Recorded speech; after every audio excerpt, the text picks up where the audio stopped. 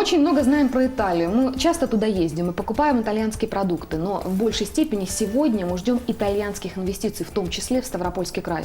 Потому что только экономика может вытянуть и подтянуть повыше наш экономический рост. О том, насколько мы интересны итальянцам, насколько им мешают или помогают власти и вообще, чем мы можем быть интересны друг другу. Говорим об этом прямо сейчас с почетным генеральным консулом Республики Италия в Северокавказском и Южном федеральных округах Пьер Паоло Элладиджани. Пьер, вы у нас практически местный житель, знаю, что бываете на Ставрополе в том числе достаточно часто. И если у нас Италия – это пицца, это итальянская одежда, это Рим, огромное количество памятников, это сегодня визовый центр, который есть у нас уже в нескольких городах края, это сегодня полеты в Римени, которые есть из Минвод. Что для вас сегодня Ставропольский край? Вы бы как его охарактеризовали, с чем вы его ассоциируете?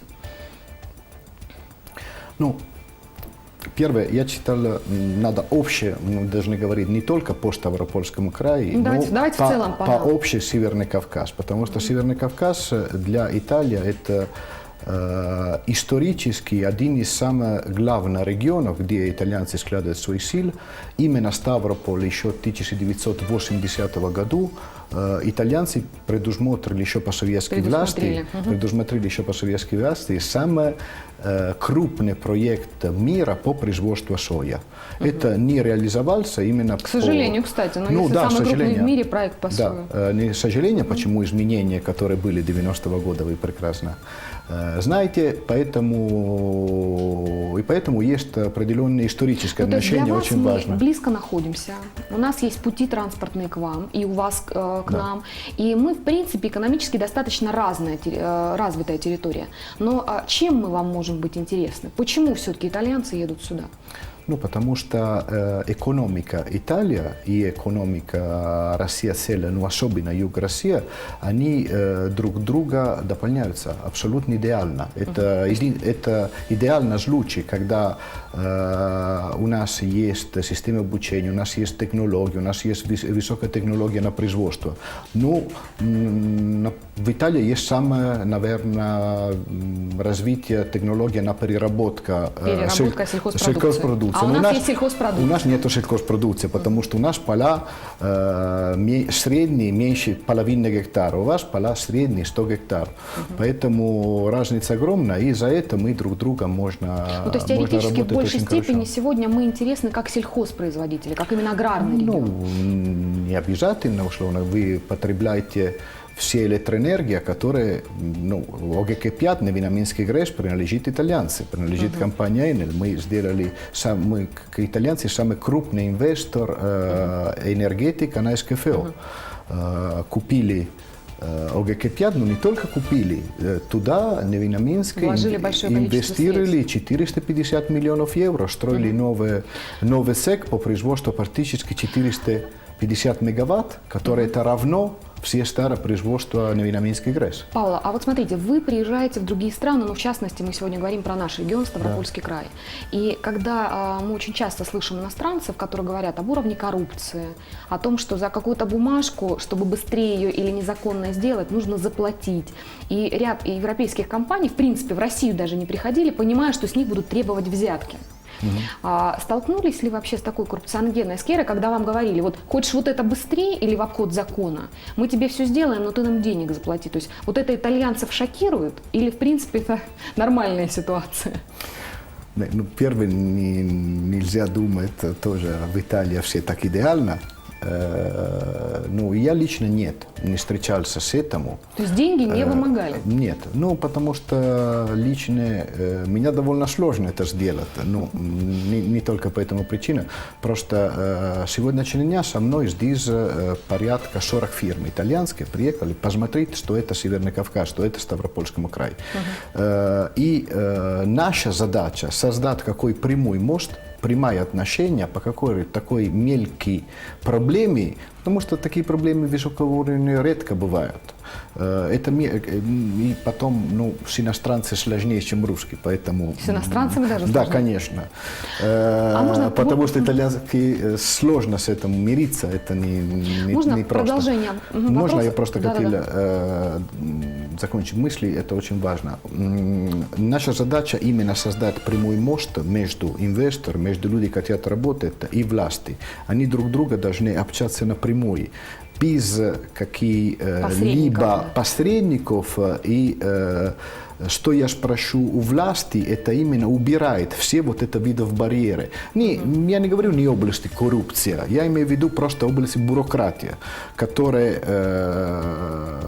здесь есть очень тонкая разница между оплаченным решением бюрократических вопросов и коррупцией. Понимаете? Поэтому...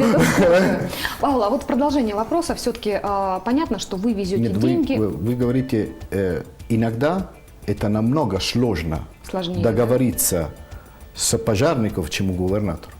Поэтому... А вот такой вопрос, скажите, все-таки власти в большей степени иногда можно обойтись и без них, потому что они как бы чиновники, они со стороны, а вы напрямую вкладываете деньги в какое-то производство. Ну, конечно, можно. Но в этой степени власти вам больше мешают или помогают? Потому что вас, как инвесторов, нужно, наверное, встречать как самых дорогих гостей. Вы нам деньги привозите, налоги, рабочие места. А иной раз, приехав сюда и посмотрев, вообще в регион, все начинают пугаться и говорить, да лучше бы не мешали, лучше бы не было таких властей. Ну, власти обычно помогают. Помогают, почему принцип иностранный инвестор для власти это важно. Он можно показать иностранные инвестиции, он можно... Отчитаться вам отчитаться. Может, да? Но это очень важно, это дает имидж очень интересно, но это факт, нельзя отрицать. Здесь надо понять, как это власти сделают. Условно, насчет имеет эффективно работать, должна быть стратегия. И вот эта стратегия можно отработать только власти. Есть огромная разница между регионов и регионов. Потому что когда на определенных регионах есть стабильность власти, есть идея, они знают, что они хотят... ты знаешь, Не как с кем договориться, просто должна быть определенная политика развития. И все должны работать на эту политику развития. Я как, условно, если возьму как российский власть, я должен знать, какие страны я хочу сотрудничать, что я хочу, какие инвесторы я хочу увидеть. И на это строить определенные шаги, которые дают мне возможности достигли результатами. Да? Это не везде присутствует. Очень мало регионов, которые могут работать по этому схему. Регионов, которые работают по этому схему, они достигают очень красивый результат. В том числе, например, Санкт-Петербург по власти Валентина Матвиенко или соседний Краснодарскому краю. В течение 10 лет были складываны деньги именно на счет привлекать иностранный инвестор. Я теперь уже не буду спрашивать про Ставропольский край, вашу позицию услышала. Можно вопрос у меня тогда в развитии? На сегодня вы все-таки приезжаете сюда, но есть стереотипы, которые сложились про Северный Кавказ, что у нас опасно, что у нас рядом границы с восточными районами и приграничные территории, где могут иногда стрелять. Хотя при этом мы патриоты, мы знаем, что у нас Кавминводы, что у нас замечательное сельское хозяйство. Вот все-таки те стереотипы, которые есть, они отпугивают каким-то образом деньги от нас, от Ставропольского края? Да, это безусловно. Это один из моментов. Первый, я вообще не называл это стереотип. Да? Есть определенные факты. То есть это факт. И есть определенный способ передать этот факт. Условно, когда есть теракт или человек стреляет, сразу вот эта информация идет всем миром. Да? И когда мы говорим по BBC, англичане недавно сказали, Дагестан это самая опасная точка мира. Мира, не Россия, самая опасная точка мира. Поэтому такие очень сильно мешают и очень сильно пугают. Почему положительные вещи? Потому что мы положительных не знаем, а знаем только негатив. От этого никто не скажет. Да? Когда я говорю в Италии, мы пойдем экономическая миссия Чечня, они все учат, говорят, что там сделать, там война. Да? но это не совсем Но сегодня так. мы проигрываем в информационной политике. Наша задача – это не только рассказать, почему это мы сделаем постоянно. Моя функция – это просто передать вот эту информацию постоянно. Но наша задача – это дать возможность видеть своими глазами, это не так, потому что это самая лучшая реклама.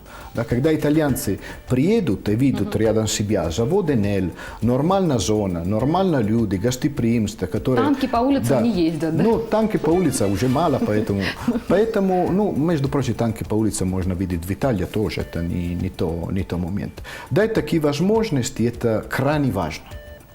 Крайне важно, потому что когда человек видит, он приедет сюда. У нас очень много итальянцев живут на Минске, очень много итальянских живут на Кавказской минеральной воде, там работают, руководят заводы, абсолютно без проблем.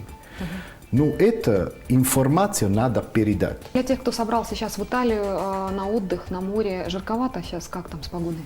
Ну, я Или думаю, сами давно не были больше в России? Нет, я был неделю назад, все нормально. Но я думаю, можно спокойно ездить и не переживать насчет жарко. У нас море везде, поэтому если очень жарко, можно купаться везде. Спасибо вам огромное. Что ж, пришло время не просто молчать, обсуждать что-то с соседями, родственниками. Пришло время говорить. Мы в эфире по четвергам в 19:45. Спасибо, что были с нами. Удачного дня.